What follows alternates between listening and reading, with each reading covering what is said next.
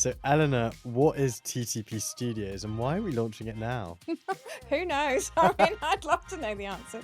Look, it's a studio production. It's our exclusive offering. It's going to be available on demand. It's human crafted, all led by our editorial team. And Seriously, we want people who have a story to tell, people who think differently about things, and that was always one of the initiatives that we were looking to push. welcome to Treasury Payments, the podcast unlocking the future of cross-border finance. From transaction banking and money movements to liquidity, treasury, and cash management. We bring you expert insights and the latest trends shaping global finance. Welcome to Treasury Payments Studios. I'm Deepesh Patel, Editor-in-Chief at TTP. I'm delighted to be joined by Eleanor Hill, our Treasury Editor. So Eleanor, what is TTP Studios and why are we launching it now? Who knows? I mean, I'd love to know the answer though. This is TTP Studios, so welcome everyone. I hope you're enjoying our little setup here.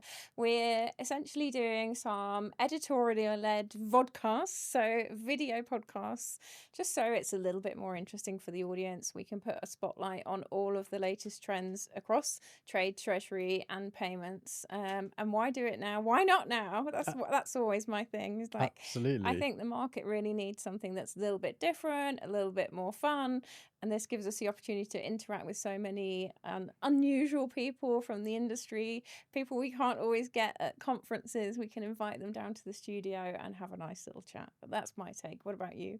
Well, it's not AI. Look, you can pick up the Yeah, mugs. actually, There's no coffee in there yet. Maybe a tipple for later. And for our 57,000 monthly readers viewing our coverage in what's now 58 different markets, we're here for it. We're going to be having executive briefings. We're going to be featuring the highs and the lows. This studio is your insider for all things liquidity and risk management. So, yeah. No pressure then, really. That's what I'm hearing from our side. We've got a lot to deliver for everyone, but we've got a lot lined up as well. But what would you say is different about our studio format versus, I guess, just a standard interview? Well, it's much cozier It and is. apparently free Yeah. coffee, but I haven't seen any in there yet. We've had a dog in the we building have as we well. have had a yeah. dog. It's dog friendly, which is great if you can do your interviews without getting distracted. But you can bring yours next. I'm not sure. We'll see. Look, it's a studio production. It's our exclusive offering. It's going to be available on demand. It's human crafted, all led by our editorial team, and we're really excited to be deep diving in on the context here. So, Eleanor, we're now 3 months into what's been a pretty busy year Yeah. already. What's the single biggest shift you're seeing in Treasury right now? I mean, I hate to say it, but it is AI. I feel bad.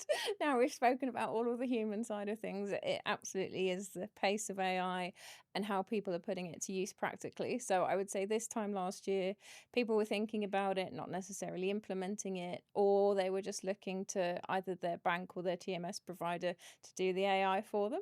Now they've realized they can do an awful lot with AI themselves. And so there's people using it for all kinds of things. They might have automated like their FX trading, and they might be looking at bank fees and running programs to see where they could save money.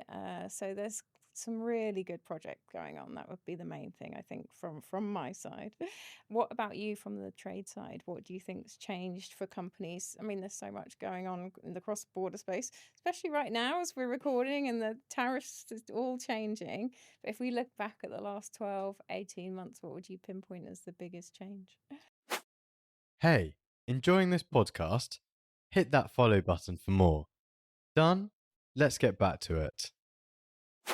Well, I think if you can look at the last 3 months, but if you take an 18-month view, Yes, AI is a major theme, but you've taken that one from me, so I'll choose a different theme, and it is fragmentation. It continues at all sorts of different levels, and actually, if you look over there, fault lines. That's our magazine. That was the theme of our 2026 first magazine.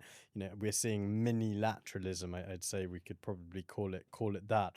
And you know, just for context, in the first 10 months of 2025, 2,500 trade restrictions were implemented globally. I'm sure the number's a lot more now, and we're seeing fragmentation. I say across two themes, both politically in terms of tariffs and blocs, and legally. And I guess the legal piece, you can look at it from a positive perspective, which is the continued advancement of digital trade, which I think is something that we'll continue to talk about throughout this year.